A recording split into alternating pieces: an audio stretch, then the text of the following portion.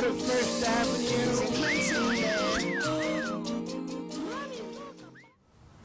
To me, the project came about just really because the title was irresistible and because I didn't know how to do it. Francisco Nunez, who directs this fantastic chorus, Young People's Chorus, which in fact Fred's daughter sings in. Sang it. Sang it. 4, 5, 6 years. Francisco's chorus had done a lot of my pieces before, and they've had a new radio project. I think it was called Radio Radiance with WNYC in New York. They are the chorus of WNYC in New York, and we had done some of my pieces on the radio before. And he came to me asking if I would be interested in this unusual radio project.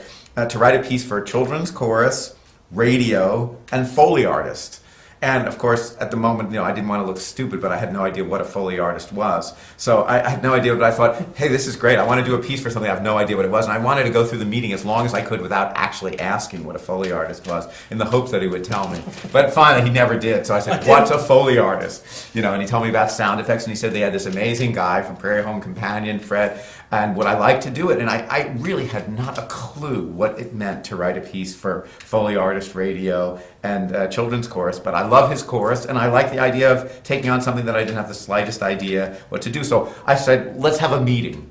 And Fred over here is so incredibly busy that even setting up a meeting, takes months to do. But then the minute, Fred walked in and started talking, I still had no idea what it was, but I thought it would be a great project. So that was the idea, to write something for children's chorus, radio, for the opening of the brand new WNYC radio studios, and Foley artist, and then figure it out after that. You should be a spokesmodel. Forget the composing. You're good. Spokesmodel. I don't know how did you come to it?